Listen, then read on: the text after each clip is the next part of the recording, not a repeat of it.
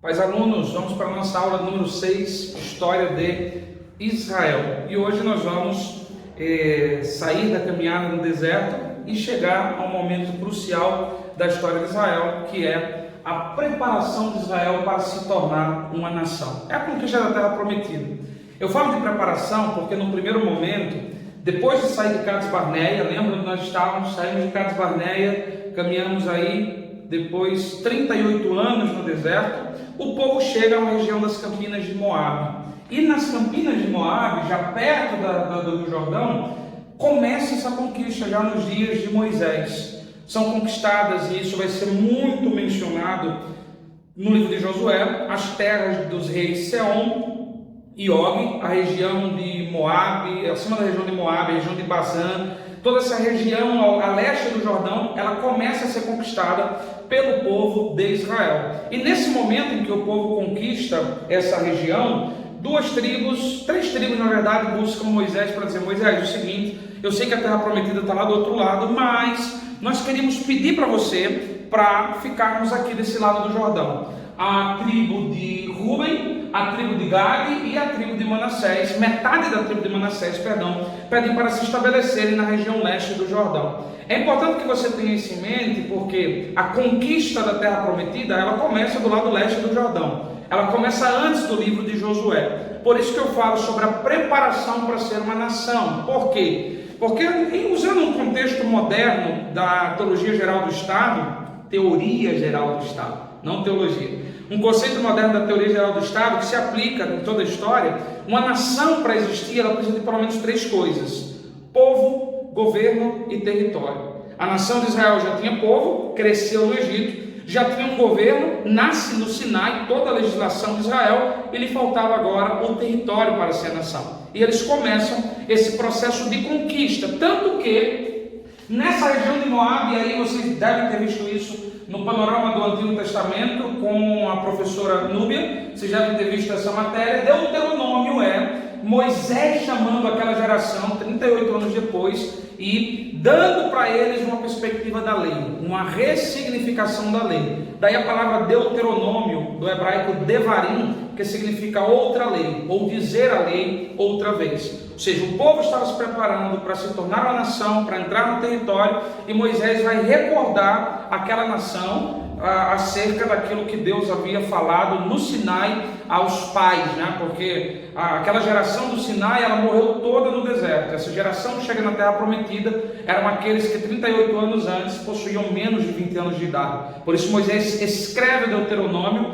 Ele na verdade fala, ele trata o povo a partir do Deuteronômio, trazendo essa perspectiva da lei e preparando o povo para entrar na Terra Prometida.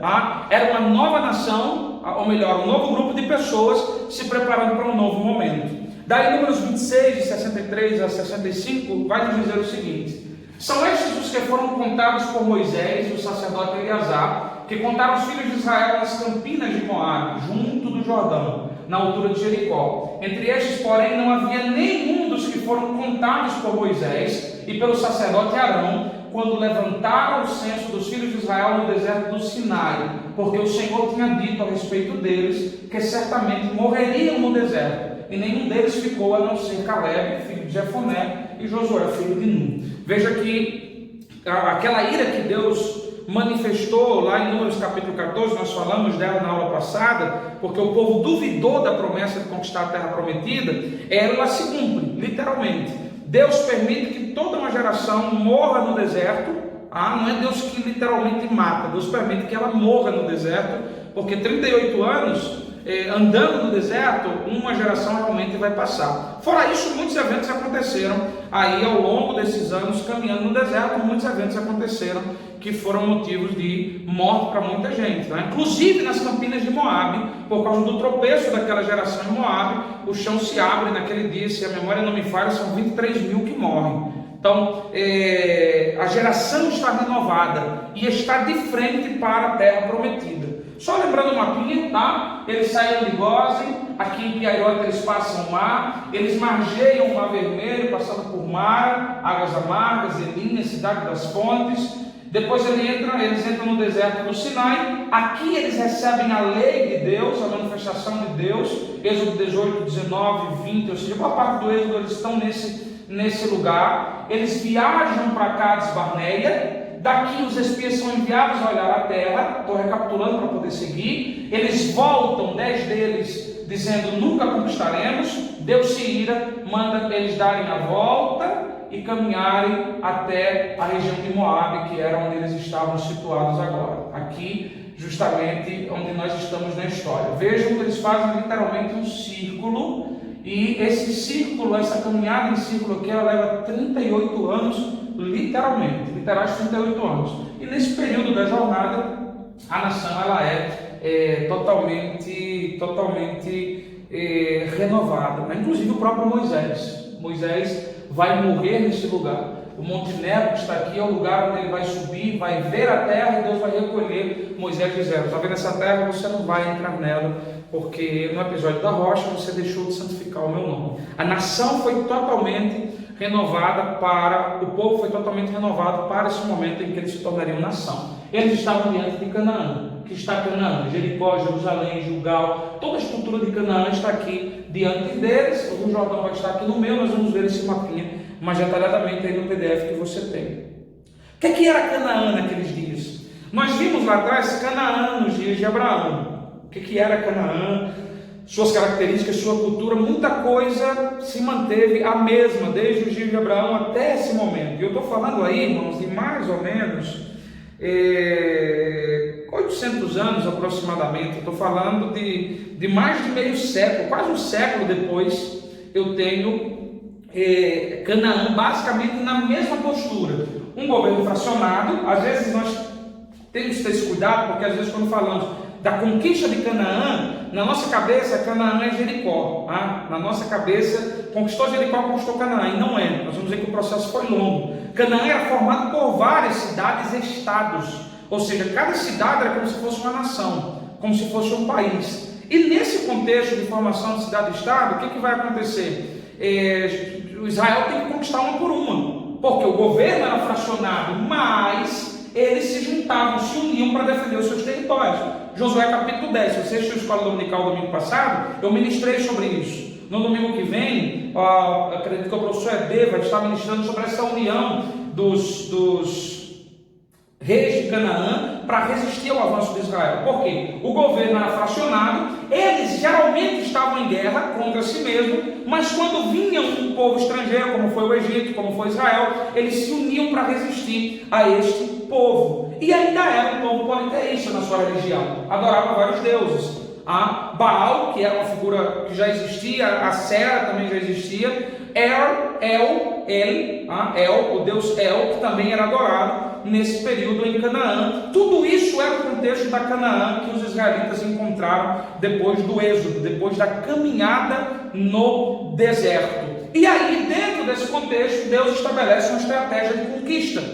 O povo está em Moabe, olhando para o Jordão. Canaã está do outro lado. Eles conquistaram a região leste do Jordão. Toda aquela região se estabeleceu a tribo de Ruben, a tribo de Gad e metade da tribo de Manassés. Moisés faz um acordo com eles, dizendo: essas terras são de vocês, mas seus homens de guerra vão cruzar o Jordão para conquistar a terra do outro lado. E Deus estabelece uma estratégia. Qual era a estratégia? Primeiro, conquistar Jericó e as cidades do centro de Canaã. Aí nós já saímos de Deuteronômio, saímos do Pentateuco e entramos no livro de Josué.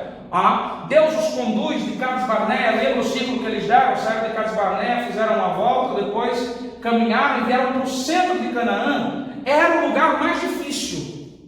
Conquistar as cidades do centro de Canaã era muito mais complicado, porque aí estavam as cidades fortificadas. Jericó com suas muralhas, Ai com suas muralhas, Gibeon e mais 4 cidades, Berit,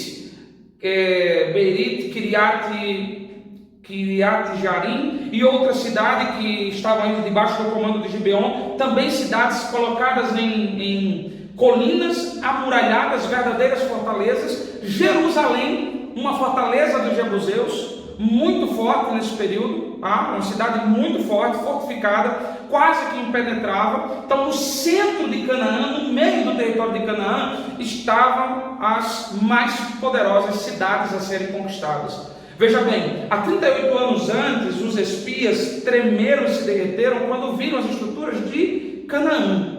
Eles temeram, dizendo: a cidade a terra é linda, a terra é boa, mana leite e mel, ela é próspera, mas suas cidades são amuralhadas, os seus homens são gigantes e nós não temos condições de conquistá-la.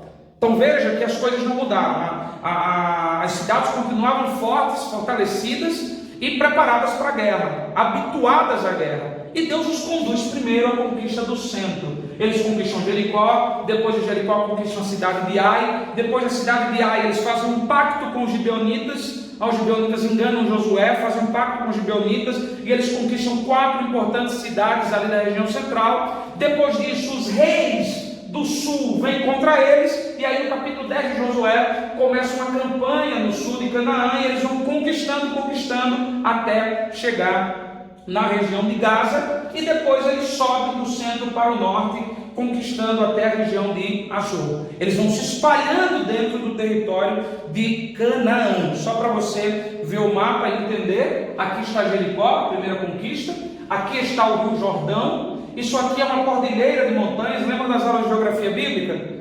Pois bem, aqui é uma cordilheira de montanhas, o povo tem que passar para esse lado, cruzar o Jordão, vencer Jericó e conquistar todas essas cidades que estão no centro. E essas conquistas se deram justamente dessa forma. Eles conquistam desse lado do Jordão as terras de Sion, as terras de Og. Essas 2 terras são conquistadas já desse lado do Jordão. Ficam aqui a tribo de Ruben, a tribo de Gade e metade da tribo de Manassés. Eles passam, conquistam Jericó, depois conquistam Ai, depois quando conquistaram Ai, conquistaram Betel, depois Gibeão e as cidades no seu entorno, e depois eles vieram conquistando para o sul e se espalham para a região sul. Posteriormente eles sobem e realizam uma conquista no norte. Não é uma conquista de todos os territórios, eles ganham espaços nesse território. Eles se estabelecem no centro do sul e no norte de Canaã, porque essa conquista vai durar por algum tempo, tá? Essa conquista,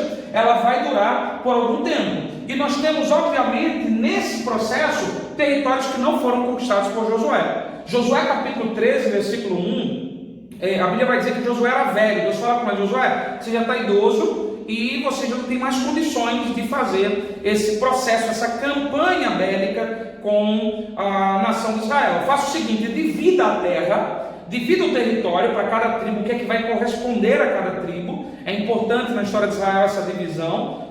O único povo que não teve direito a uma porção de terra foram os levitas. A única tribo, Deus disse: eu tomo os levitas para mim, em lugar dos primogênitos de Israel, e eles terão aí cidades, 42 cidades dentro do território de Israel, porque todo o território deveria ter levitas para oficiar o culto, para oficiar os sacrifícios, para cuidar da questão litúrgica. Mas todo o território de Canaã foi dividido com as tribos de Israel. E agora Deus disse: cada tribo vai começar a dar sequência às suas conquistas. Então, esses territórios que Josué não conquistou, Deus os inclui na divisão, e as tribos agora seriam responsáveis pela conquista dessas demais regiões. 2,5 tribos voltam para o outro lado do Jordão, porque já estavam estabelecidos lá: Ruben, Gade e metade da tribo de Manassés. E as 9,5 tribos, 9 tribos mais a outra metade da tribo de Manassés, vai começar a expandir essa conquista.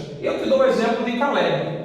Josué capítulo 15, depois que Josué divide a terra, Caleb vem até Josué e diz: Josué, você lembra da promessa que Deus fez para nós dois lá atrás, há 38 anos, em Cades Barneia? Josué estava lembrado. Então, eu quero aquilo que Deus me prometeu por herança. E Josué disse: Hebrom vai ser sua herança, Caleb. E Caleb tinha que conquistar Hebrom. E o grande problema é que Hebrom naquela época era habitada por gigantes. Os irmãos de Kiriat Arba, os descendentes dos Enaquins, homens gigantes. E Caleb vai realizar essa conquista, vai traçar uma estratégia e vai realizar essa conquista. Naquele período a terra foi dividida dessa forma: Ruben, Gade e metade da tribo de Manassés desse lado do Jordão, e as outras tribos e a outra metade da tribo de Manassés conquistaram do lado oeste do Jordão. Judá, uma porção maior, Simeão, Benjamim, uma porção menor, Dan, Efraim, outra metade da tribo de Manassés, aqui, Issacar, Zabulon, Aser, Naftali, tá? Outra partezinha de Dan aqui em cima. Preste bem atenção, porque isso aqui é importante para que você entenda textos, por exemplo, como Isaías, capítulo 9. As terras de Zebulon e Naftali. Eu estou falando do norte de Israel, porque ele está considerando a divisão realizada por Josué. E essa divisão tem repercussões sociais muito fortes, tá? Vai dizer Isaías que essa região era considerada vil.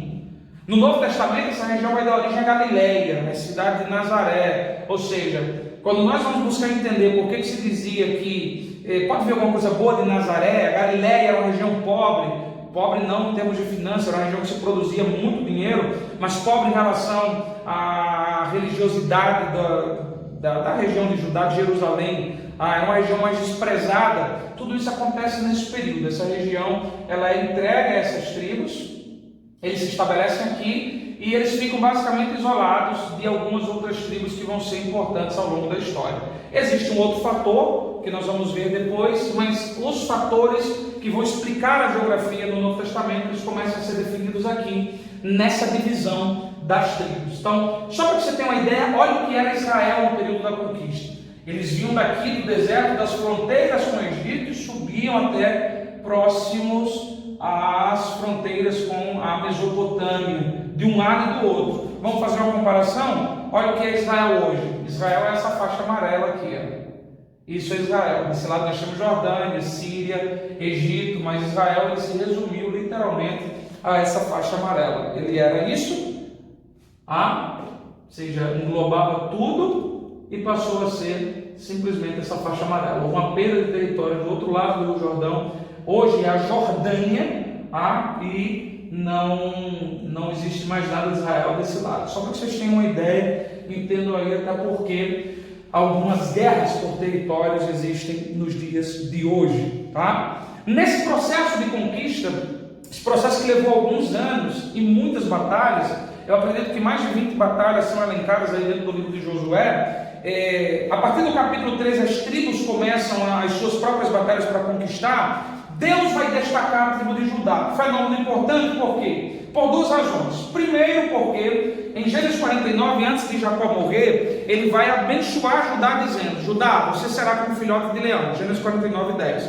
Você será como filhote de leão, o teu pé estará no pescoço dos teus inimigos, e o cetro, ou seja, o governo, não se separará da tua mão, até que venha o ungido, o Siló. Então a tribo de Judá estava debaixo de uma promessa. Essa promessa começa a cumprir-se. Dentro desse período, Deus destaca a tribo de Judá. Qual é o segundo fator importante? Que a tribo de Judá ela vai ser basicamente a tribo que vai persistir depois da divisão do reino, vai ser a tribo dos reis. Jesus é o leão da tribo de Judá, ou seja, Judá é uma tribo que se destaca dentro da história. Isso vai acontecer nesse processo.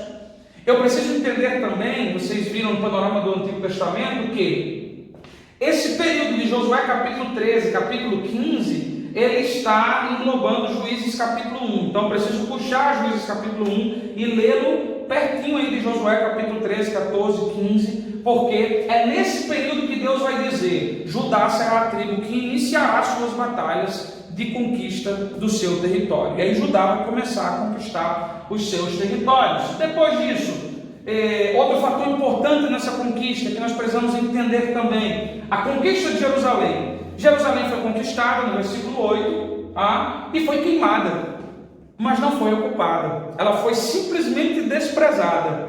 Jerusalém é conquistada, queimada e desprezada. E os benjamitas, que tiveram dentro do seu território Jerusalém, não expulsaram os jebuseus.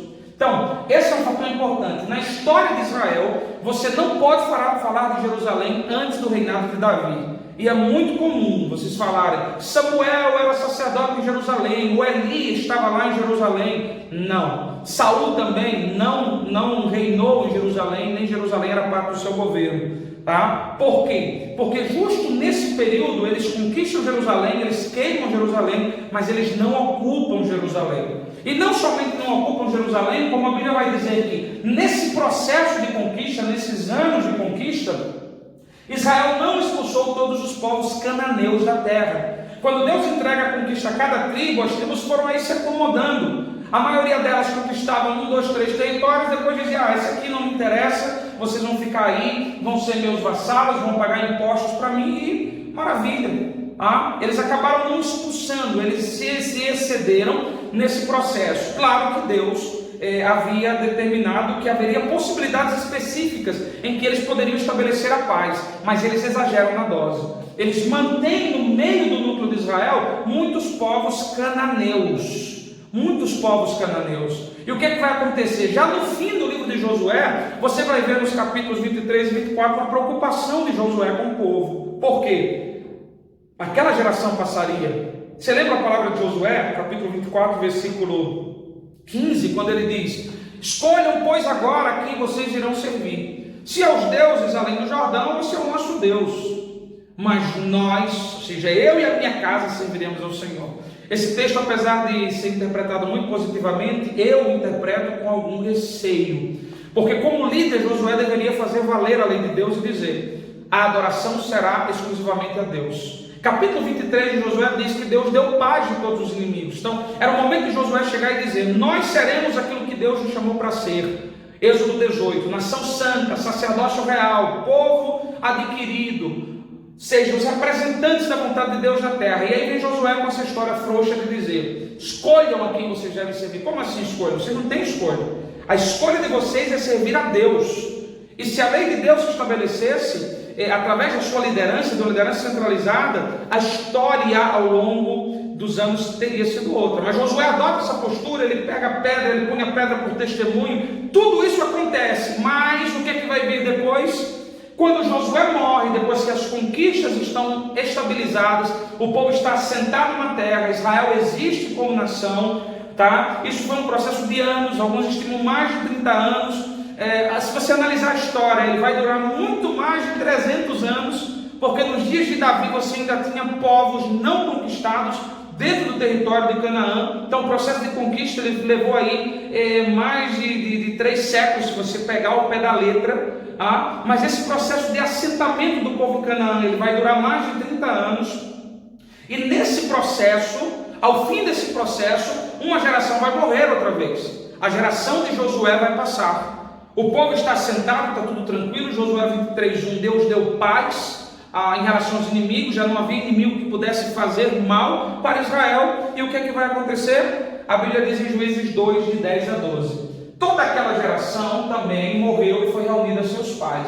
Essa é a geração de Josué, tá? E depois dela se levantou uma nova geração que não conhecia o Senhor, nem as obras que ele havia feito por Israel. Então os filhos de Israel fizeram o que era mal aos olhos do Senhor, servindo a Baalins. Deixaram o Senhor, Deus de seus pais, que os havia tirado da terra do Egito, e seguiram outros deuses, os deuses dos povos que havia ao redor deles, e os adoraram, e provocaram o Senhor a ira.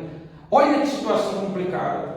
Lendo o livro de Josué, eu acredito que você está acompanhando a escola dominical, você vai ver o extraordinário que Deus fez para a conquista da terra de Canaã. O tempo passa, Josué capítulo 13, as tribos vão seguir na conquista.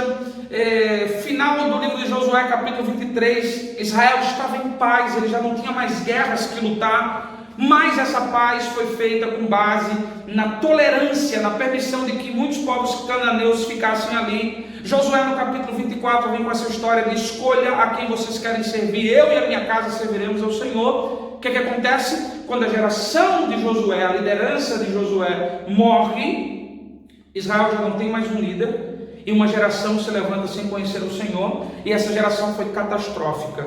Essa é a geração dos juízes. Esse é um novo período na história de Israel. Nós falamos do período dos patriarcas, nós falamos do período do cativeiro do egípcio, nós falamos do êxodo, nós falamos da conquista, e agora entramos no período mais negro da história de Israel, que é o período dos juízes. O período dos juízes, ele é negro por quê? Porque ele é resultado, ele é consequência desse comportamento. Ele é consequência dessa posição adotada, de um afastamento de Deus.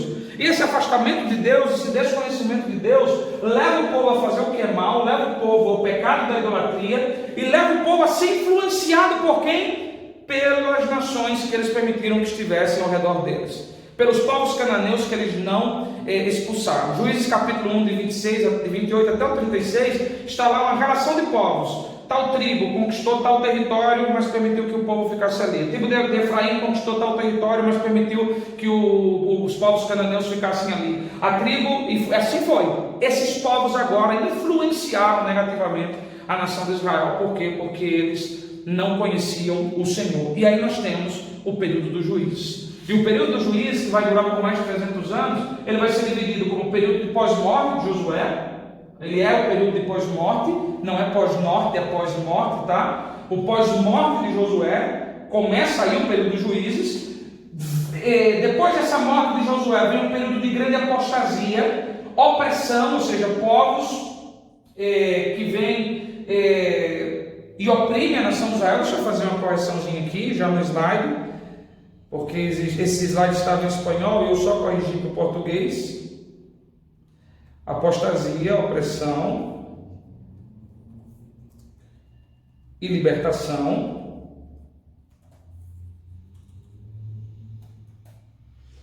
Só para ficar corrigido, tá? A gente não tem dificuldade. Então, depois da morte de Josué, tem um período de grande apostasia,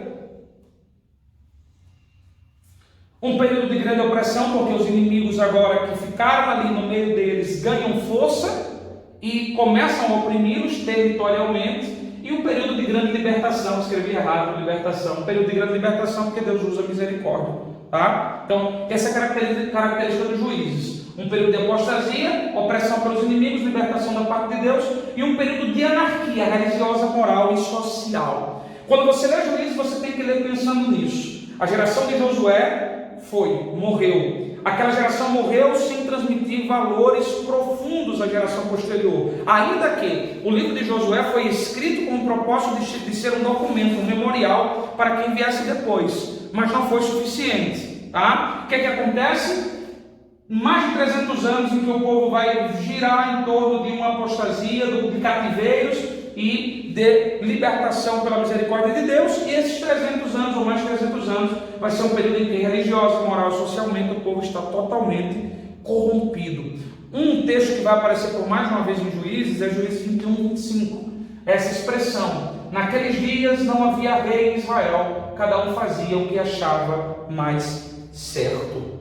Essa é uma grande descrição do livro de Josué. Alguma coincidência com os dias de hoje? Cada um fazia o que achava mais certo. Eu acho certo não congregar, eu acho certo ser desigrejado, eu acho certo uma igreja que não prega o evangelho genuinamente, eu acho certo, ou seja, há uma grande coincidência, né? Eu sou contra a autoridade de líderes.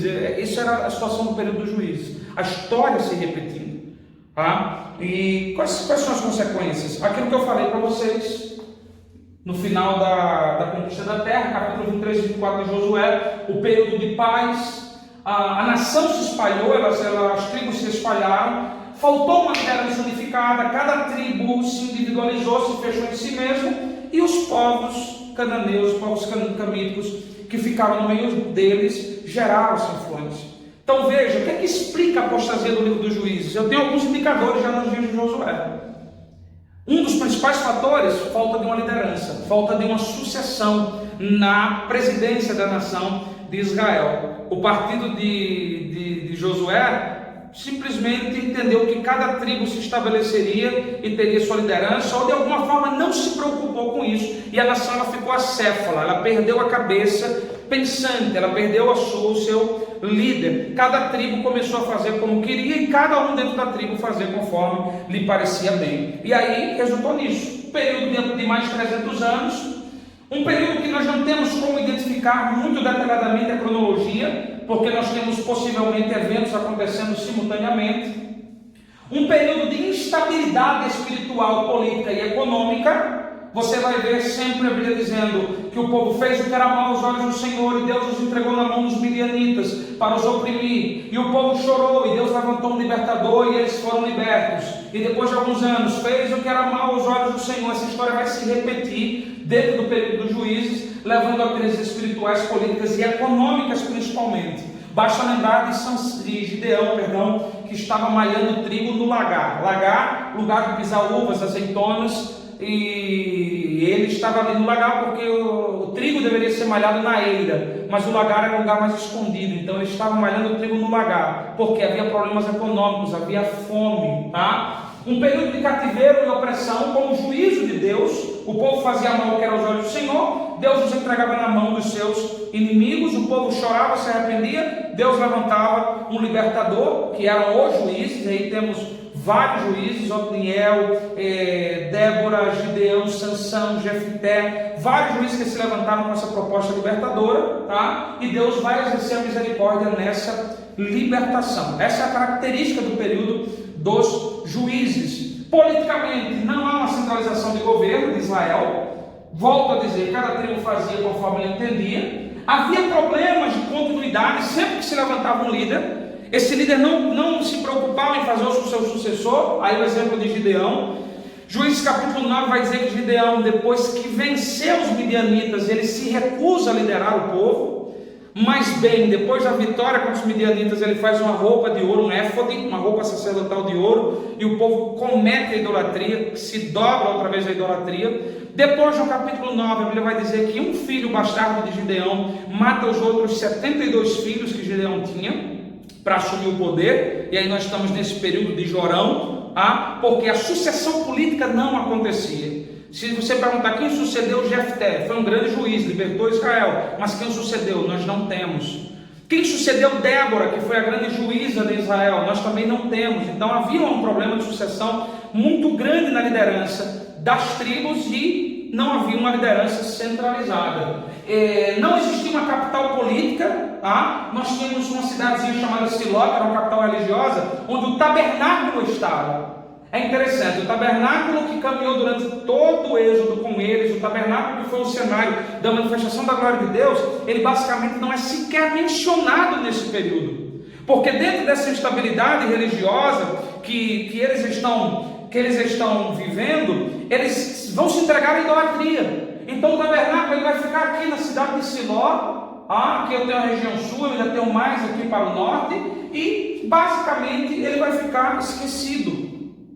Vai ficar esquecido. Por que ele vai ficar esquecido? Ele vai ficar esquecido por causa da influência da idolatria daquela época. Eu falei para você sobre a influência dos povos cananeus.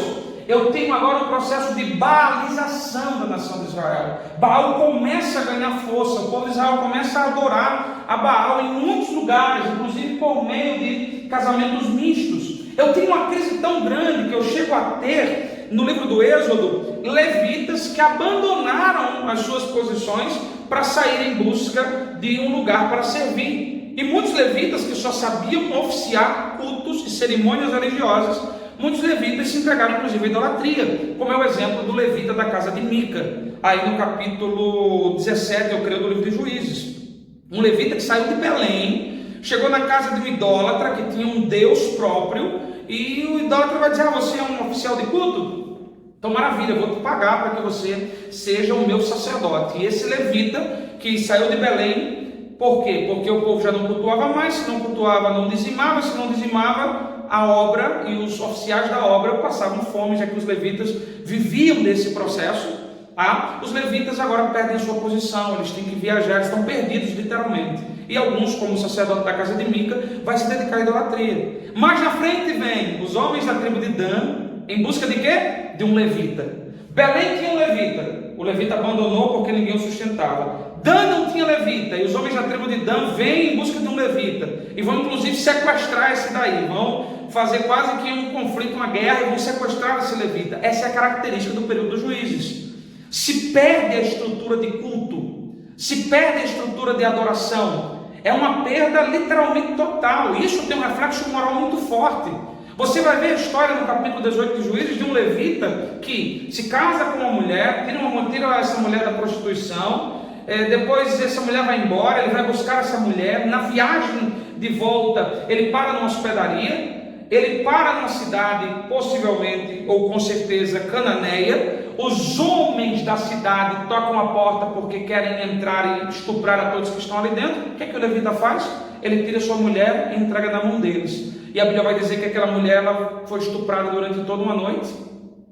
No outro dia de manhã ele abre a porta, ela estava jogada na porta, E qual é a atitude dele? Ele entregou a mulher para ser estuprada. E qual é a atitude dele? Ele despedaçou aquela mulher, esquartejou a sua mulher e espalhou os pedaços por toda a nação de Israel. Você pergunta, por que uma história dessa está na Bíblia? Ela está na Bíblia primeiro para demonstrar o grau de decadência moral e espiritual que o povo de Israel chegou no período dos juízes. Segundo, para nos mostrar que quando nós nos afastamos do projeto de Deus, da presença de Deus, do propósito de Deus, nós só declinamos e podemos chegar a um ponto ridículo de existência e de vida cristã. Esse é o período dos juízes. Você tem crises políticas, você tem crises espirituais e você tem fortes crises morais durante esse período. Veja o próprio Sansão como juiz. Ele tem dificuldades, não é somente com as mulheres. Ele tem dificuldade com o voto de nazirado que ele fez diante de Deus. Ele relativiza esse voto de nazirado. Jefté, filho bastardo do seu pai com uma prostituta. Então, o período de mais de 300 anos dos juízes é um período complicado, marcado por crises naturais. E aí você tem o exemplo de Ruth. O livro de Ruth está dentro do livro dos juízes, possivelmente na judicatura de Gideão, de Jefté, está em espanhol ainda aqui. Eu vou pedir perdão a vocês, porque minha cabeça ainda, eu voltei do campo missionário no começo do ano, mas a minha cabeça de vez em quando ainda traz, ainda assimila. Principalmente se eu ler alguma coisa em espanhol, eu começo a escrever em espanhol, né? A cabeça automaticamente vai fazendo essa mudança. Então, o livro de Ruth está dentro ou do período da judicatura de Gideão ou da judicatura de Jefté. E o livro de Ruth nos revela uma grande crise natural, em Belém, por exemplo. Ruth 1 vai dizer, e havendo fome em Belém, Elimeleque tomou sua família e foi para a região de Moabe. É interessante esse versículo primeiro, porque Belém significa casa do pão. E Elimeleque sai de Belém por quê? Porque não tinha pão. Ou seja, faltou pão na casa do pão. Essa é uma contradição, um paradoxo que nós encontramos. Mas é um período de crises naturais, de secas, de problemas enormes, principalmente dos inimigos. Essa é a característica geral do livro dos juízes. Os inimigos de Israel estão vivos. Aqueles povos que eles não expulsaram, cresceram, se fortaleceram e agora não somente estão influenciando no culto, na idolatria, como também estão subjugando determinadas tribos. Isso vai durar por quase 300 anos e nós começamos um processo de transição do período dos juízes para o que vamos conhecer como a monarquia. Esse período de transição vai começar aí nos dias de Eli, o sacerdote Eli. Aí eu já saí do livro de Juízes, estou dentro do primeiro livro de Samuel, quando eu tenho o começo de um novo período, de uma nova fase, é o início de uma transição. Por quê? A história de Eli está na Bíblia para nos falar, na verdade, não dele. Está na Bíblia para nos preparar para a história de Samuel. Porque dentro da história de Eli, Deus vai levantar Samuel. Eli vai ser basicamente o último juiz à moda antiga. O último juiz que não era um juiz sobre toda a nação. O último juiz que não era o cara que conseguia manter a rédea, o domínio de tudo. O último juiz que demonstra o padrão ético, moral e espiritual da nação, porque ele era negligente. Ele era indulgente com seus filhos, ele era omisso com os pecados que estavam ao seu entorno, ele estava acostumado, apesar de ser um homem que servia a Deus, ele se habituou com tudo isso que estava ao seu entorno. E dentro da história de Eli, Deus vai levantar Samuel. A história de Ana cruza com a história de Eli, no capítulo 1 de Samuel. Samuel vai nascer e ainda em tenra idade, Deus vai chamar Samuel, no capítulo 3. Vai chamar Samuel justamente dizendo, eu rejeitei Eli. Eu disse que a minha presença estaria na casa dele, mas longe de mim que tal coisa aconteça. Eu rejeitei Eli e toda a sua família e a sua descendência. Eu não quero mais que eles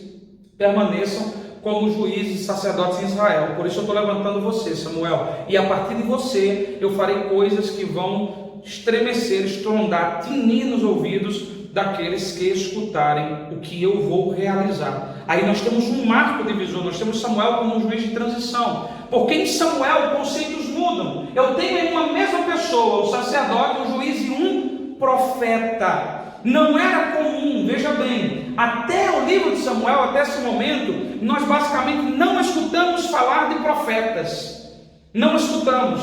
Samuel vai ser basicamente o primeiro profeta que vai se levantar. Por quê? Antes de Samuel, o que nós tínhamos eram profetas que eram muito mais videntes, pessoas que revelavam, que previam coisas debaixo da revelação de Deus, claro. Mas Samuel ele vai mudar o conceito de profetas. E nós vamos começar a partir de Samuel a pensar o profeta de uma forma diferente, como aquele que fala em nome de Deus, que ouve de Deus e fala ao povo. Ele era um sacerdote que levava o povo diante de Deus, e ele era um profeta que trazia Deus para ser ouvido pelo povo. Ou melhor, Samuel era, deixa eu corrigir para você não confundir. Samuel era um sacerdote que levava o povo diante de Deus e era um profeta que fazia com que Deus fosse ouvido pelo povo. Então, Samuel é literalmente um ponto de transição entre o período de juízes e o período da monarquia. Tanto que quando Saul encontra Samuel, nós vamos ver isso ainda na aula de hoje. Quando Saul encontra Samuel, a referência é a seguinte: as jumentas do meu pai estão perdidas, e o amigo vai dizer: vamos entrar na cidade, porque lá existe um profeta cujas palavras são tão poderosas que tudo o que ele diz se confirma e nada cai por terra. Então Samuel se levanta com essa autoridade, e nós vamos começar a ver aí um movimento profético, o profetismo no Antigo Testamento, o profetismo em Israel. A figura do profeta, ela começa a ser destacada na nação de Israel a partir de Samuel. E é importante que você entenda uma coisa: os profetas se levantam em períodos em que as instituições falham. E aqui no período dos juízes falhou o governo e falhou o tabernáculo, ou seja, o templo e a administração falharam. Por isso Deus levanta Samuel como grande sacerdote. O profeta era um reformador. O período de maior profetismo, nós vamos ver na aula que vem, é o período do reino dividido. Por que o período do reino dividido? Porque é o período em que as instituições entraram em crise total. Mas isso começa aqui com Samuel. Eu preciso entender que Samuel é uma das figuras mais poderosas que Deus levanta na história de Israel. Apesar de não ter o grande destaque que teve Moisés e teve Davi, ele é uma figura central nesse processo de transição. E ele vai exercer aí uma liderança nacional. Ele vai uma vez por ano percorrer toda a nação de Israel, oficiando cultos, mantendo a nação unificada em torno de Deus. É tanto que nesse período nós vamos ver uma mudança do cenário religioso, espiritual e moral e social da nação. Aquilo que nós víamos no livro de Juízes, nós começamos a ver desaparecer no livro de Samuel, porque ele se levanta para ser essa figura nacional que vai conduzir e trazer o povo ao arrependimento. O tabernáculo estava igualmente em Siló,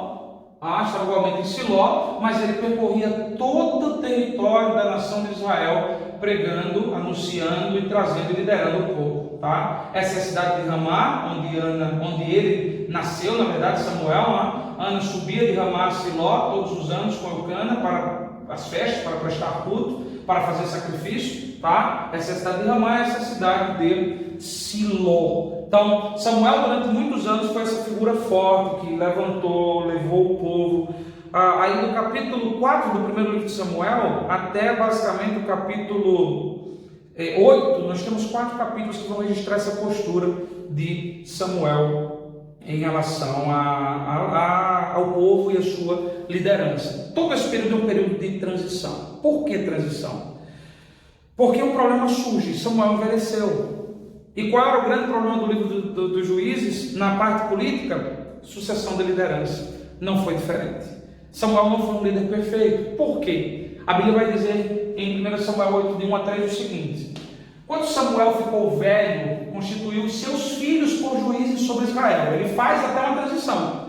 Ele traz os seus filhos, que seriam também sacerdotes. A ideia é que Joel e Abias fossem homens de Deus como ele, que mantivessem o mesmo padrão. Então ele já na velhice faz a transição, os constitui também como juízes, até para viajar, para manter o território unificado. Mas o que acontece? O primogênito se chamava Joel, o segundo se chamava Abias.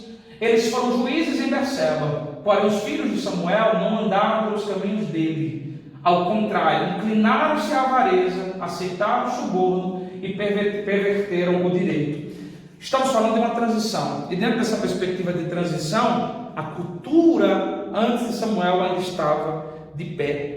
Você vê que há uma mudança de cenário, mas os elementos permanecem. A ideia de corrupção, a ideia de avareza, a ideia de afastamento dos valores da lei de Deus, dos valores morais de Deus, ainda estão presentes ali na história de Israel. E Samuel, que era Samuel, essa figura poderosa, ele não consegue marcar os seus filhos, transmitir aos seus filhos essa marca da lei de Deus, do comportamento espiritualmente ético, da moral celestial, da lei mosaica para o coração dos seus filhos que se metem com a avareza. E aí temos um problema enorme no momento da transição. O período dos juízes começa a acabar aqui, por quê? Porque os filhos de Samuel não eram aptos a governar. O que é que vai acontecer? 1 Samuel 8, versículos 4 e 5. Então todos os anciãos de Israel se congregaram e foram falar com Samuel em Ramá. Eles lhe disseram: veja, você está ficando velho e os seus filhos não andam pelos seus caminhos.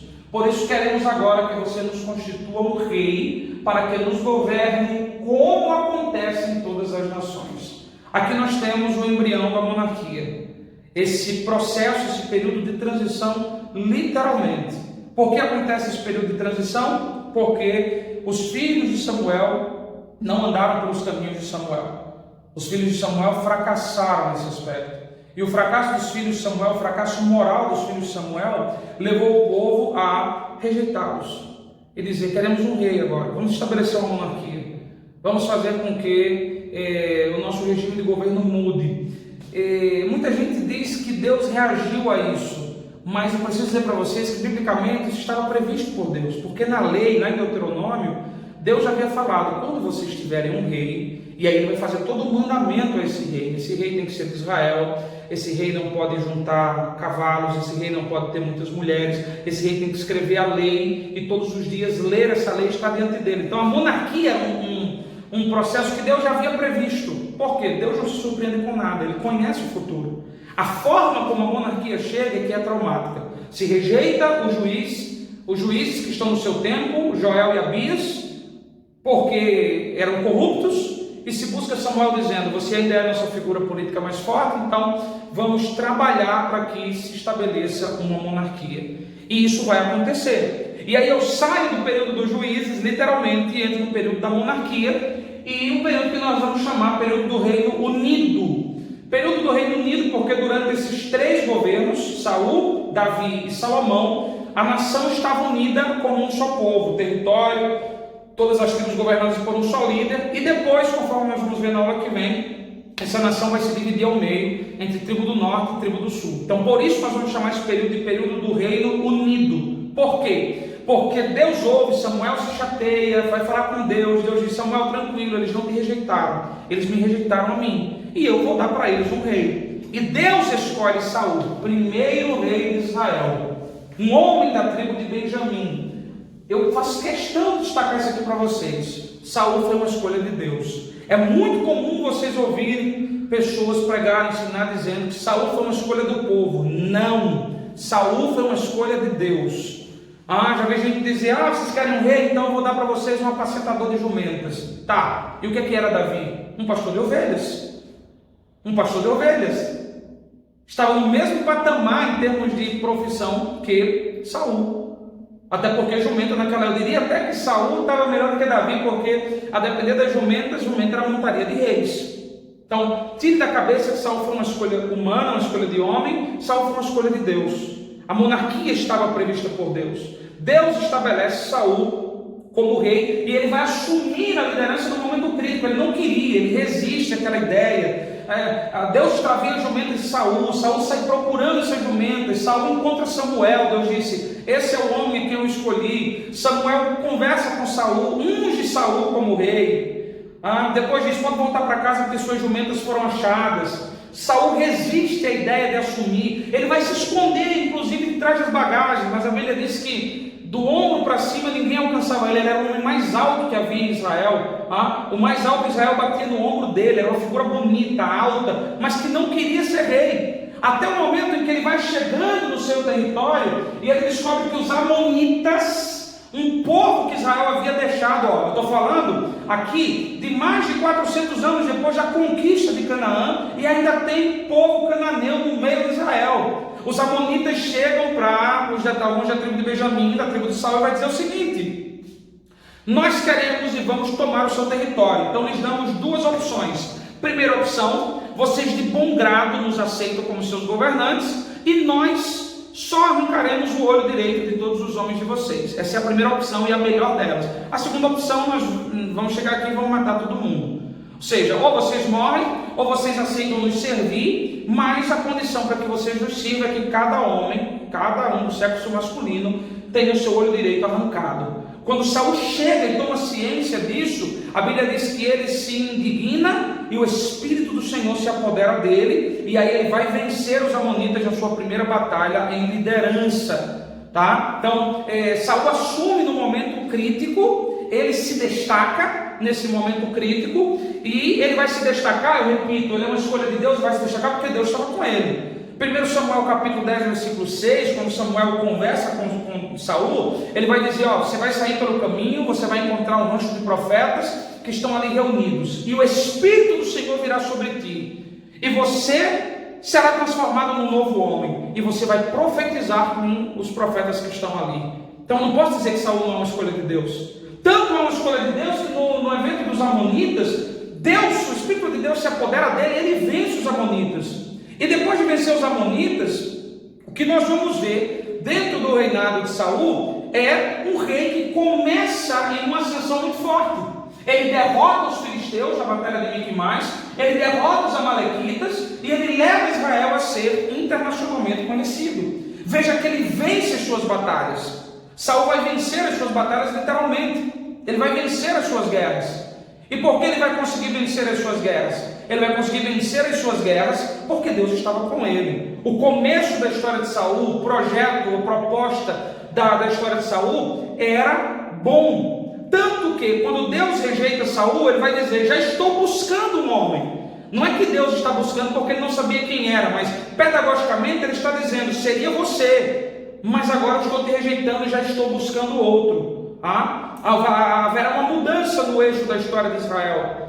Mas o começo da história de Saul foi um começo muito bonito, um começo bastante interessante, porque Deus o havia escolhido. Posteriormente não, posteriormente ele vai declinar, ele vai começar a fracassar. E onde começa o fracasso de Saul? No momento em que ele se sente inseguro. O povo se reúne, ele está esperando Samuel chegar para oficiar o sacrifício, só que Samuel demora muitos dias além daquilo que estava previsto. E Saul, com medo de perder o povo, o que é que ele faz? Ele extrapola a sua competência de rei. Ele vai lá e oficia o sacrifício. Naquele dia Samuel fala com ele dizendo, hoje Deus confirmaria o seu reinado diante de todo Israel. Mas você pisou na bola e a partir de agora Deus já está procurando outro para colocar no seu lugar no trono. Então isso leva Saul nesse momento Saul começa a perder, ele começa a perder a sua posição, até a sua condição, a sua rigidez mental, moral, intelectual e espiritual principalmente, porque ele ouve uma palavra duríssima de que você não vai ter sucessor. Deus cortou a monarquia da sua família. Deus rejeitou literalmente você como rei. Deus te rejeitou como rei. Nesse momento é que Saul fracassa. Se Deus rejeitou, é porque Saul já havia sido uma escolha de Deus. Então esse é o fracasso de Saul como rei. Mas ele não fracassou só como rei, ele fracassou como homem. E qual foi o fracasso de Saul como homem? Aí 1 Samuel capítulo 15. É quando Deus deu uma ordem para eles. Vá, vença os amalequitas que estavam aí no meio do povo e extermine todos eles. Não traga despojos, não pegue nada e não deixe nenhum vivo. É duro de entender isso. Se estivéssemos falando de outro tema, eu detalharia um pouco mais essa questão de Deus mandando matar no Antigo Testamento. Mas eu preciso dizer para vocês que essa ordem de Deus para matar no Antigo Testamento, ela está muito ligada à execução de juízos. Juízos por causa do pecado, por causa da idolatria. Por exemplo, quando Deus manda conquistar Canaã e desterrar os povos, arrancar, desarraigar, matar os povos, aqueles povos faziam sacrifício de crianças, estupravam mulheres. A moral de Canaã era muito complicada. Um historiador disse que se aquela civilização de Canaã não tivesse sido vencida por Josué, o que ela produziria de imoral e amoral na sociedade seria algo terrível. Isso alguns antropólogos estudando os costumes e cultura de Canaã. Então pense que no Antigo Testamento, na maioria das vezes, não posso dizer que em todas elas, existem motivos que muitas vezes nós não conseguimos enxergar prima facie, precisamos estudar um pouco mais, mas na maioria das vezes, e no caso dos amalequitas aqui em Saul, essa é uma realidade. A ordem de Deus para matar estava ligada à execução de um juízo. Deus disse, vai lá e execute os amalequitas, mate o rei Agag, mate tudo, extirpe do mapa. E ele foi. Mas de repente, quando ele acabou a campanha, Deus fala com Samuel, dizendo: Samuel, levanta e vai ao encontro de Saul, porque a coisa deu errada, deu treta, Samuel. Deus está virado, mas Senhor, vai lá, vai ver o que aquele menino fez. Não era tão menino, eu estou parafraseando. E aí Samuel sai de viagem encontrar Saul, que voltava da batalha. E Saul encontra Samuel, feliz, ganhamos a batalha e tal. E Samuel, mas espera aí, que balido de ovelhas é esse que eu estou escutando? Que mugido de vaca é esse que eu estou ouvindo? E por que Agag ainda está vivo, se Deus te mandou exterminar tudo e não trazer despojos? Aí é quando Saul vai dizer: não, Agag ficou vivo, foi uma decisão minha, o gado eu trouxe para oferecer em sacrifício a Deus, porque eram bonitos. E aí é quando Samuel traz aquela célebre frase, para Deus, o obedecer é melhor que o sacrificar. Samuel está dizendo: é melhor obedecer a Deus do que fazer sacrifícios a Deus. Saul pensava que sacrificando coisa boa para Deus, Deus simplesmente mudaria de ideia em relação a ele. E ele não entendia que Deus, na verdade, o que queria era a obediência dele. E naquele momento, depois de explicar que Deus preferia a obediência ao sacrifício, ele vai dizer: hoje Deus te rejeitou. E aí Deus rejeitou ele como homem nesse momento. Se no capítulo 13 Deus o rejeitou como rei, no capítulo 15 Deus o rejeitou como homem.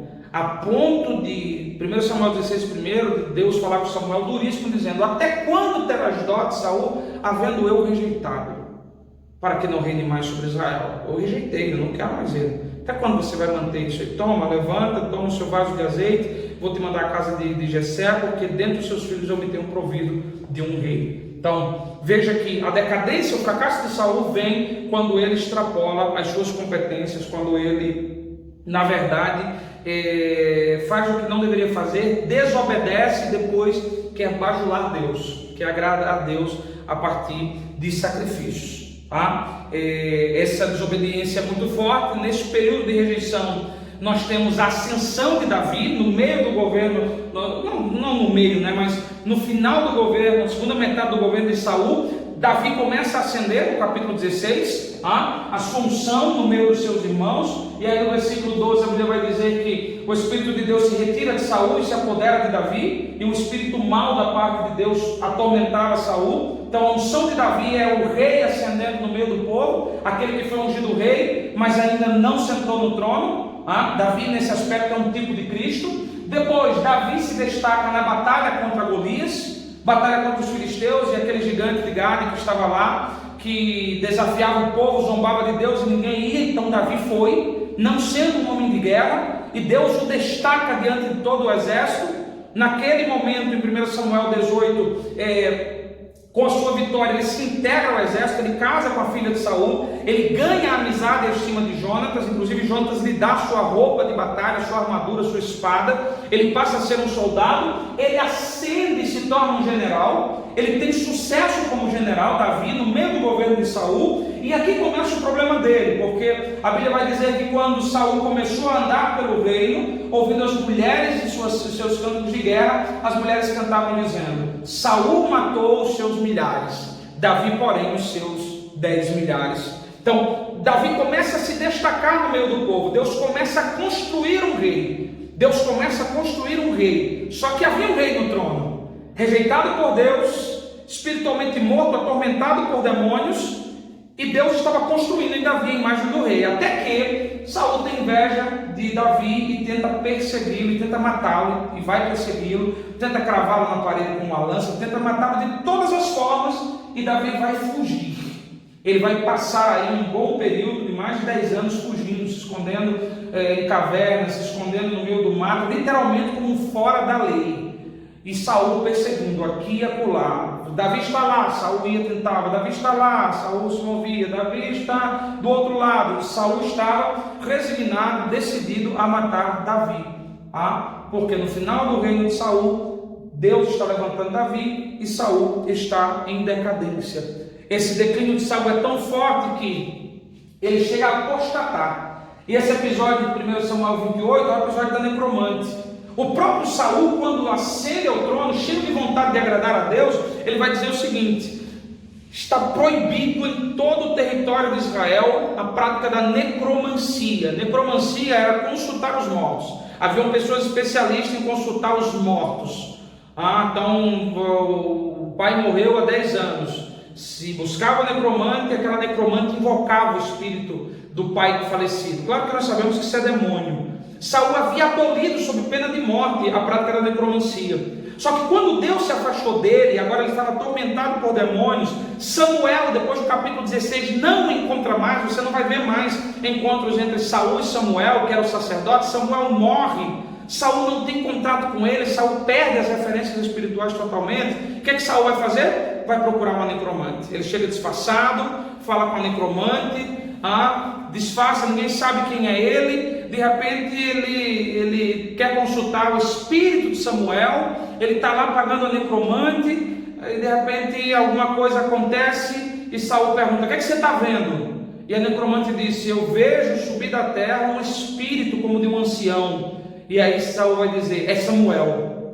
Veja que o texto não diz que era o espírito de Samuel que subiu da terra, né? A mulher vai dizer: eu vejo um espírito que sobe da terra, e tem a figura de um ancião. Aí Saul vai dizer que era Samuel.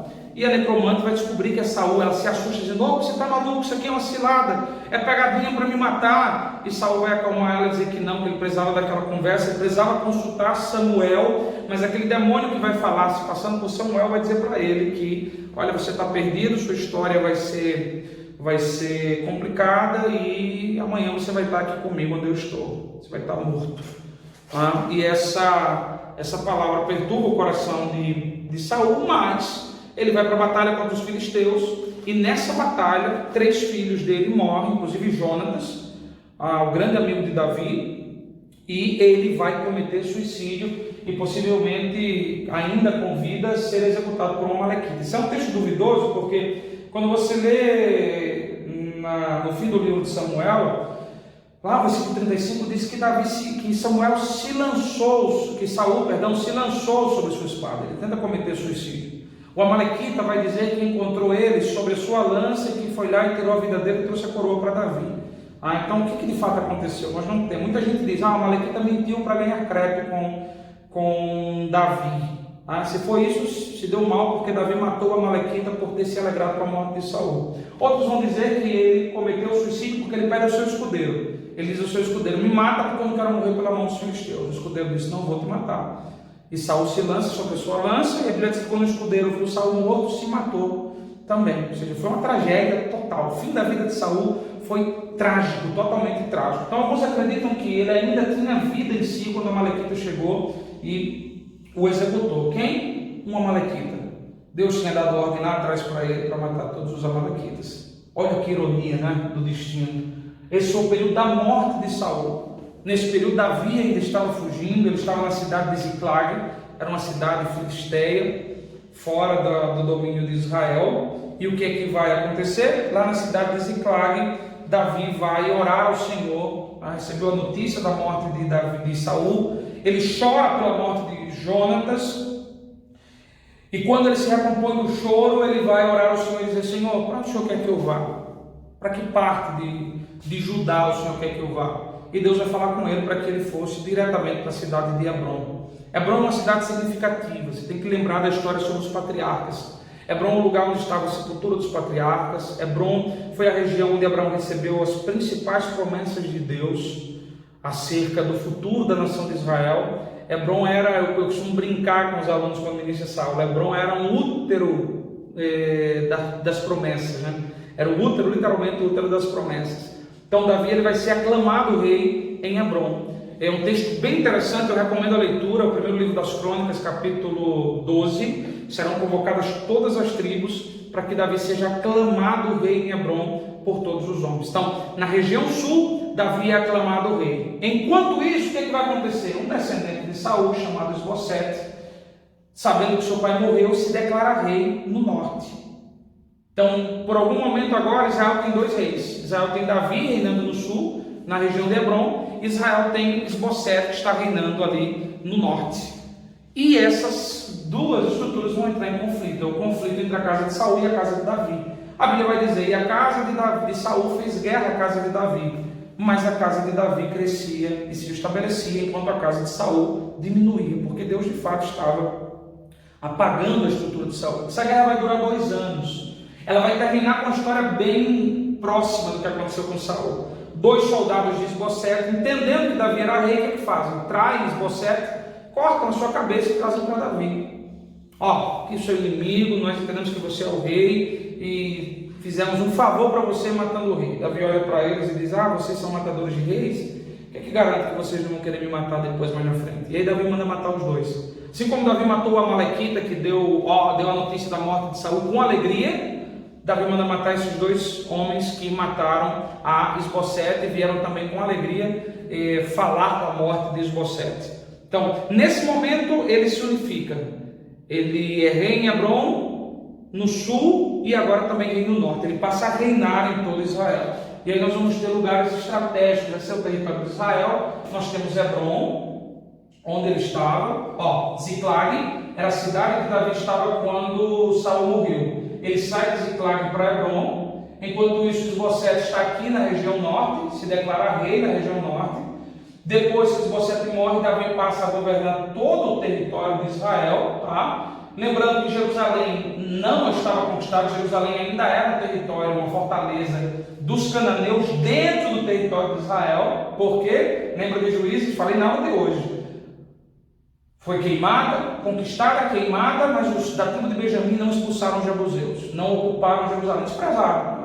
Temos aqui em abundância, não nos interessa Jerusalém. Nos dias de Davi, Jerusalém estava viva, uma cidade edificada sobre montanhas, amuralhada, uma fortaleza camítica, cananita, dentro do território de Israel. Então, esses são os territórios principais. Os filisteus estavam vivos aqui, apesar de derrotados nos dias de Saul, e Davi agora passa a reinar sobre todo o território de Israel. E uma das primeiras coisas que ele vai fazer, quando ele assume o território, o reinado geral, é conquistar Jerusalém.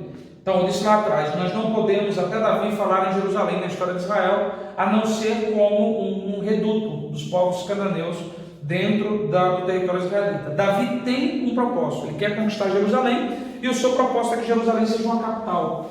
Por quê? Ela tinha localização estratégica, era uma cidade de baixa vulnerabilidade, e ela continuou sendo. Quando vocês chegarem a estudar a história da igreja, o período das cruzadas, você vai ver que Jerusalém resistiu a muitos ataques, durante muito tempo.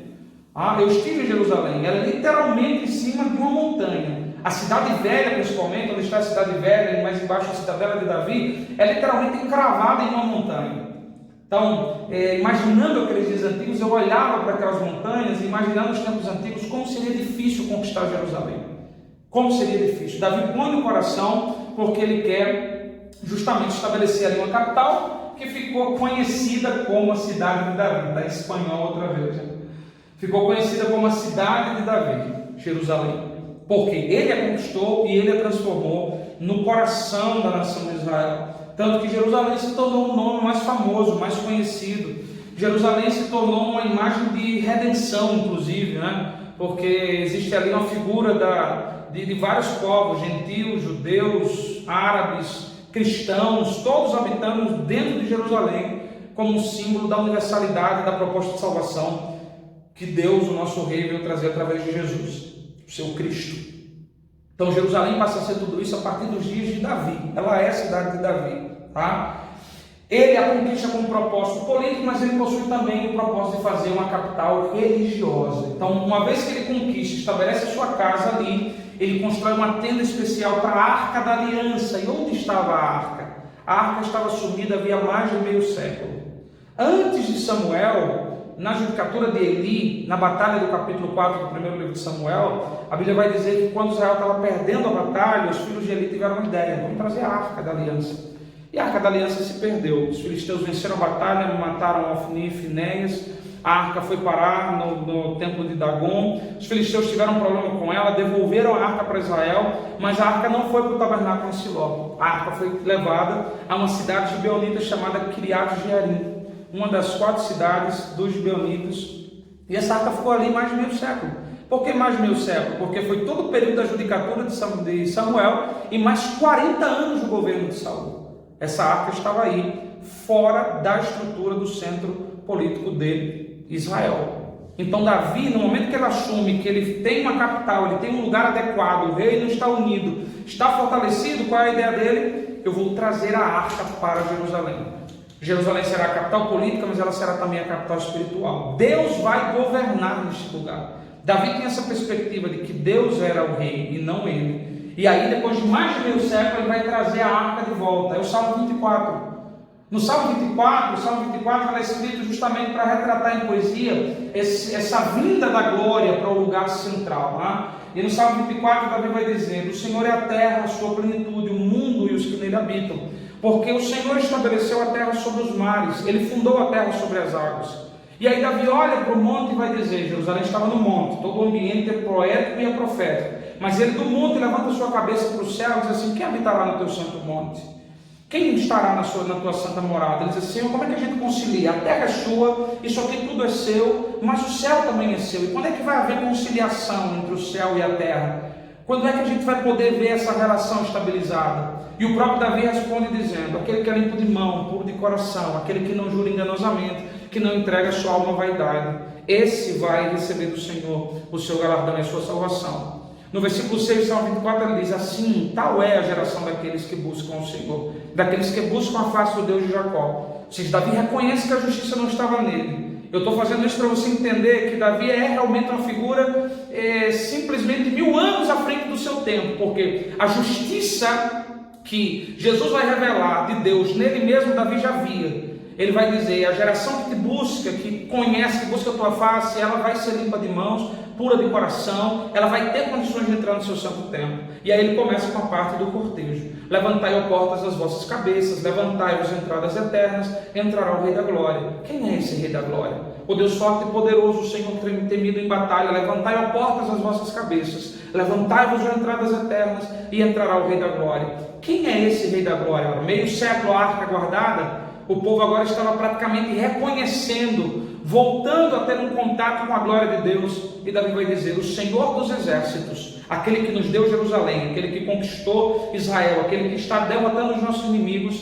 ele é o Rei da Glória. Então o Salmo 24 tem essa perspectiva. Jerusalém se torna nesse momento um lugar onde Deus está reinando, e a ideia era Deus reinar dali para todas as nações. Tanto que a partir desse ponto, escatologicamente, Jerusalém será a capital do mundo no período do reino milenial. E isso começa na história de Davi. Então a história de Israel, para nós principalmente, tem esses pontos que nós precisamos entender. A nossa escatologia se cruza com eventos históricos de Israel. Jerusalém é um deles.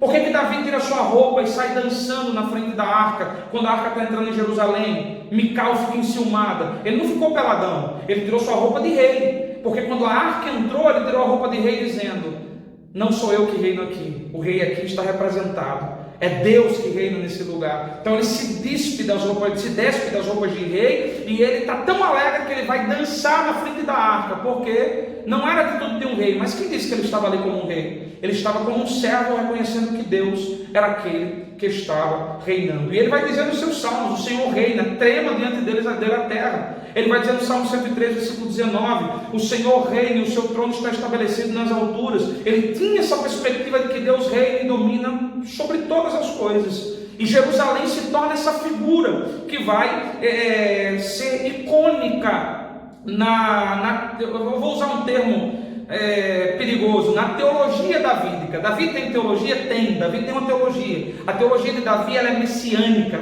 ela é cristológica. A teologia de Davi põe Deus como sendo Senhor e nós como sendo servos, e Deus abraça isso. A teologia de Davi acredita na justiça que vem de Deus, tanto que quando ele pega no Salmo 51, ele busca essa justiça de Deus. Então a posição de Davi em relação a Jerusalém, ela é muito simbólica para nós. Porque quando Jerusalém se levanta, Jerusalém é o nosso grande anelo.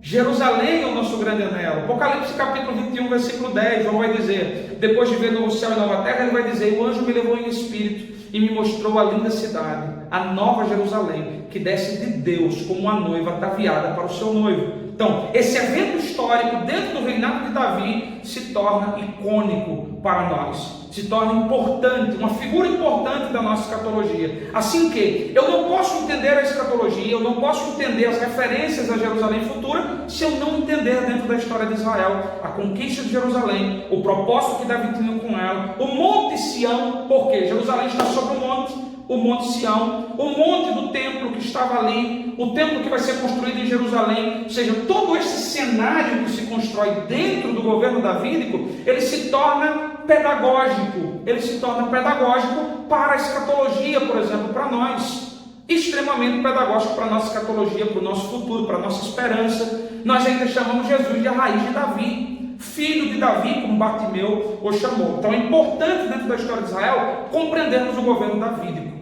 porque o governo davídico é um tipo, vocês vão estudar isso lá em hermenêutica, é um tipo do governo de Cristo. Ezequiel capítulo 37, Ezequiel capítulo 37, já no final do capítulo, quando se fala da restauração de Israel e do momento em que futura e escatologicamente Deus estabelecerá Israel novamente, ele vai dizer que Davi reinará com ele.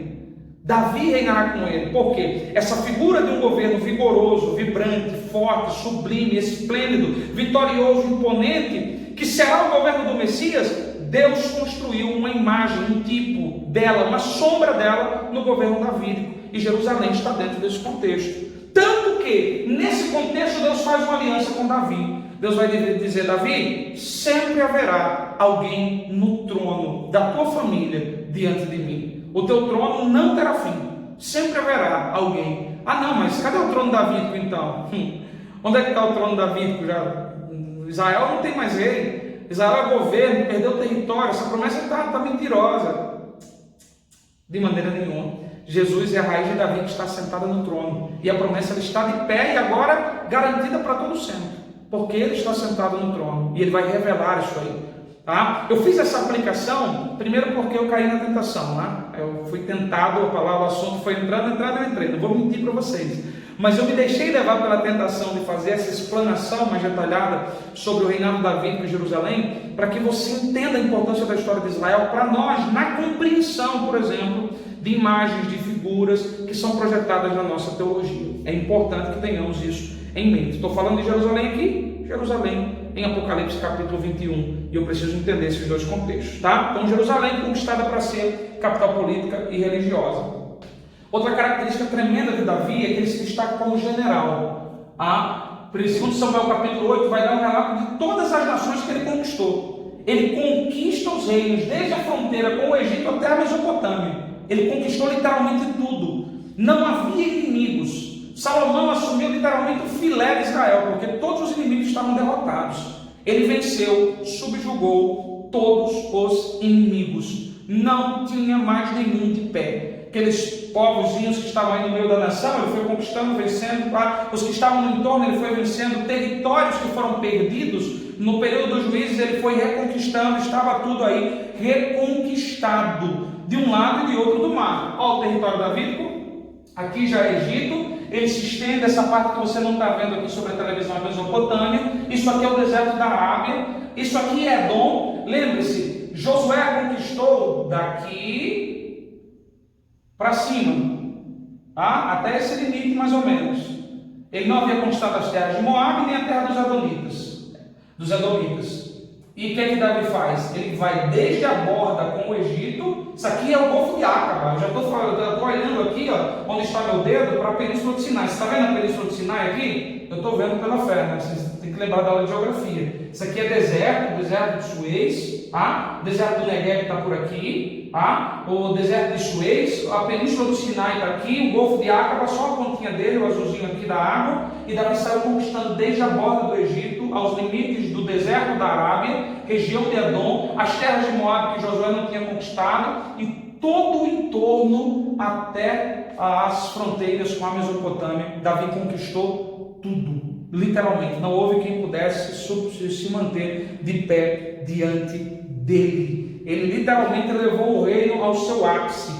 Davi foi um homem perfeito? Não. Ele teve problemas seríssimos que não nos toca dizer aqui, porque não temos tempo e não é o princípio da nossa aula. Estamos falando de história de Israel. E me importa mais dizer-lhes do reinado davídico.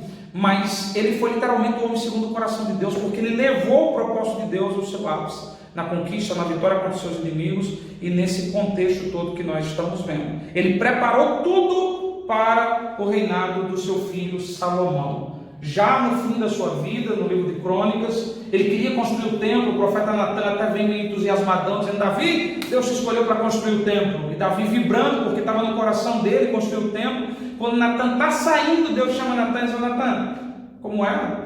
Quem escolheu Davi para construir o templo? Ah, foi o Senhor. Eu? Mas eu te disse alguma coisa? Não, Senhor, mas não, volta lá e diz para ele que ele não vai construir templo, não. Que as mãos dele estão sujas de sangue, tem muito sangue derramado nas mãos dele.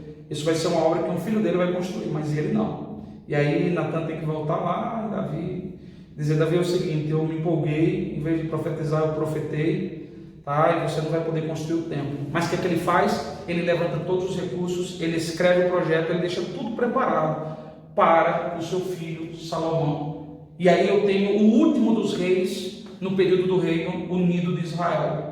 O último rei do Reino Unido é Salomão. Salomão assume no lugar de Davi. Interessantemente, Salomão era filho de Batseba. Batseba foi a mulher com quem Davi adulterou. Aquele episódio em que ele cometeu adultério, seguido de homicídio infinitamente qualificado, né? Ele embebeda o marido da mulher, manda botar na frente do exército, manda fazer tudo para que ele pudesse morrer, para ocultar o seu pecado. Depois Deus o pune, ele se arrepende. Salmo 51 vai ser o salmo que ele vai escrever em homenagem aos sentimentos e arrependimento que ele tem, ao seu diálogo com Deus. Depois a coisa se estabiliza, né? Batseba ganha importância e você vai ver Batseba bastante ativa na transição. Por quê? Porque a sucessão do trono, Davi ainda estava vivo quando o seu filho, que pela lógica seria o herdeiro seria Absalão. Mas houve problemas enormes. Absalão se rebelou contra o seu pai.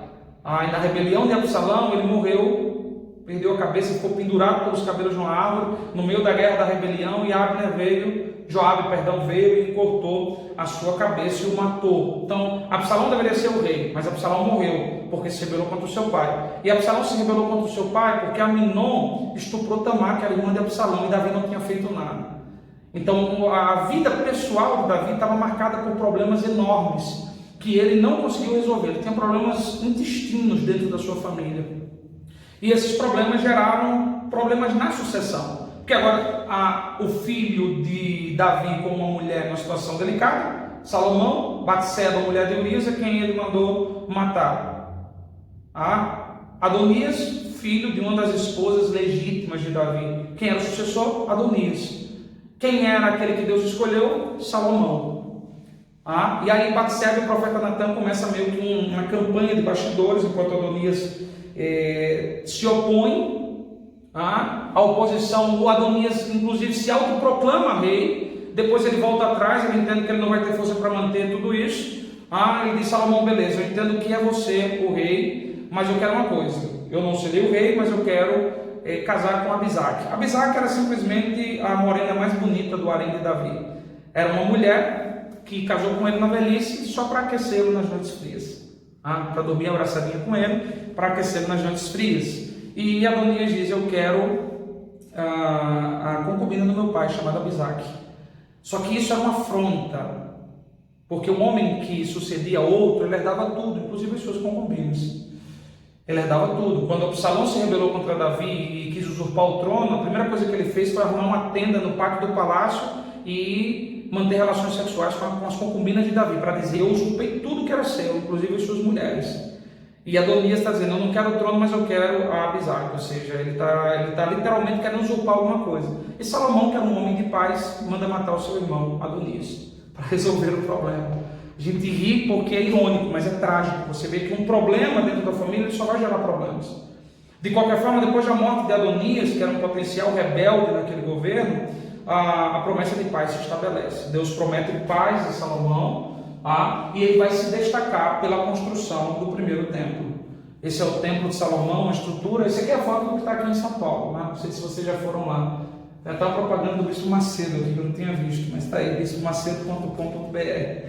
Esse é o templo de Salomão, foi replicado aqui em São Paulo, mas era basicamente isso aí. Ele construiu esse templo com um projeto que Davi havia deixado, Esse templo era tão bonito que ele era uma das 7 maravilhas do mundo antigo, ou seja, uma das 7 coisas mais lindas do mundo na antiguidade, era esse templo. Ele foi o primeiro templo de Israel, construído por Salomão, debaixo dos projetos que Davi havia deixado, dos tesouros que Davi havia deixado, e onde começou a ser oficiado o culto. Sua estrutura interior, como vocês podem ver, ele era todo rebocado a ouro.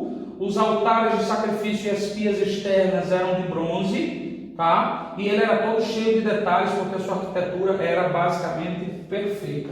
Esse era o templo de Salomão. Esse templo de Salomão refletia aquilo que Salomão era: um rei glorioso, um rei famoso pela sua sabedoria. Ele escreveu mais de 5.000 provérbios e mais de 1.000 cânticos. Nós temos muitos desses provérbios no livro de Provérbios, mas vocês viram no panorama do Antigo Testamento que o livro de Provérbios não foi todo escrito por Salomão. Nós temos provérbios do rei Ezequias, a partir do capítulo 25, são mais ou menos 12 capítulos são a partir do capítulo 25, nós temos aí os provérbios de Ezequias, se não me falha a memória. Nós temos os provérbios de Agur, que era um sábio árabe, nós temos os provérbios da mãe do rei Lemuel. Então não todo o livro de provérbios é escrito por Salomão, mas ele escreveu mais de 5.000 provérbios e mais de 1.000 cânticos, dentre os quais está o Cântico dos Cânticos, que é Cantares de Salomão, que está na Bíblia. Ele é chamado em hebraico de Shin HaShirim, ou Cântico dos Cânticos, o mais sublime de todos os cânticos. A sabedoria de Salomão era destacada. Ele foi destacado pela sua riqueza. A Bíblia relata um episódio, só nesse episódio da visita da rainha de Sabá, ele recebeu em média 4.200 quilos de ouro de presente.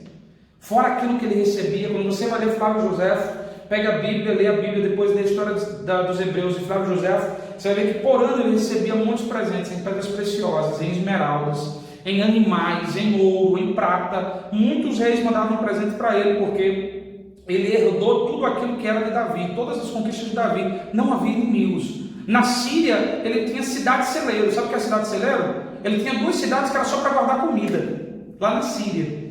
Então ele se destacou muito pela sua riqueza. Quanto custaria 4.200 quilos de ouro hoje? O grama trabalhado do ouro está em torno de 110, 120, 150 reais. Agora multiplique aí 110, 100 reais. Multiplique aí um quilo de ouro hoje, quanto estaria custando? 10 mil? Mais ou menos isso. Não, muito mais que isso. Um quilo de ouro custaria muito mais. Multiplique, faça matemática e veja quanto Salomão tinha de riqueza.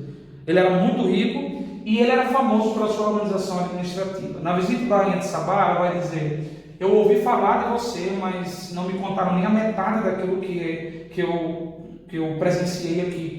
E no texto vai dizer que a rainha de Sabá, ela fica espantada com a organização. Ela vai dizer: eu estou encantada com a forma como seus exércitos se organizam, como eles se colocam, como os seus administradores se portam. Ela se encanta porque Salomão era literalmente um homem sábio, aquele homem que lá em Gibeon havia orado a Deus e disse: Senhor, eu não quero riqueza, eu só quero sabedoria para sair e entrar. E Deus disse: porque você me pediu sabedoria e não riqueza e nem vitória contra os seus inimigos, eu vou te dar sabedoria, mas vou te fazer rico e vou te dar paz contra os teus inimigos. Então, por muito tempo, nós temos Salomão bem exemplificado aí na Bíblia como esse homem sábio.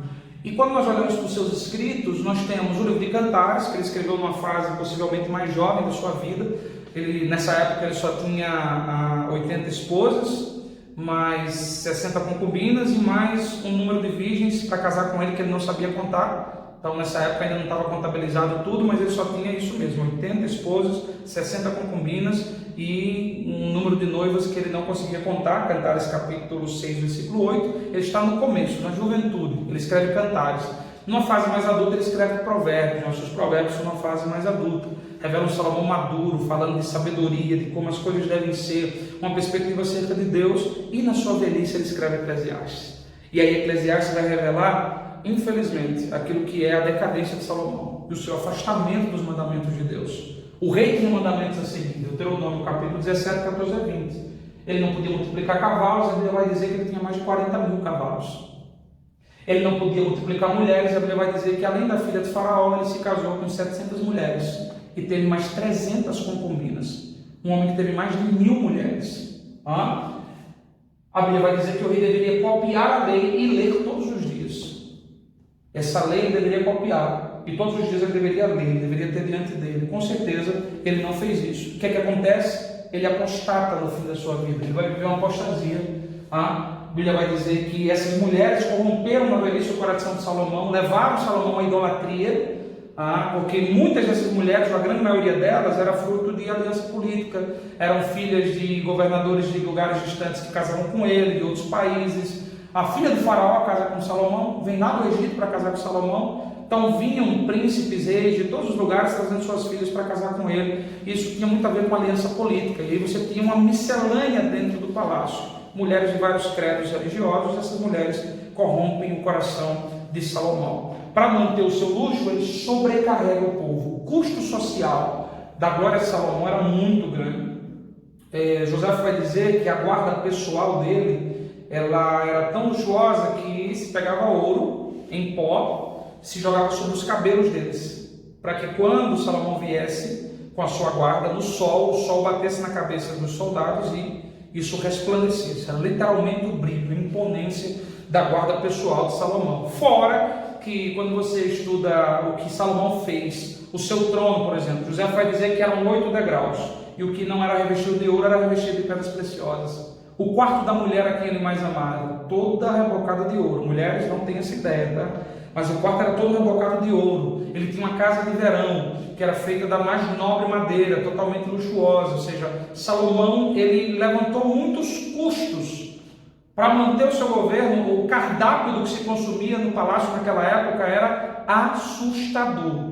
Do tanto de boi, de cabra, de aves que morriam todos os dias para alimentar a corte de Salomão. Isso gerou um custo social. E no momento em que ele morre, esse custo social vai ser cobrado na sucessão com Roboão. E a coisa vai ficar feia. Esse vai ser o tema da nossa próxima aula. O reino dividido. Você tem dúvida? Manda sua pergunta, eu estou conectado com você. Falou? Deus abençoe, grande abraço.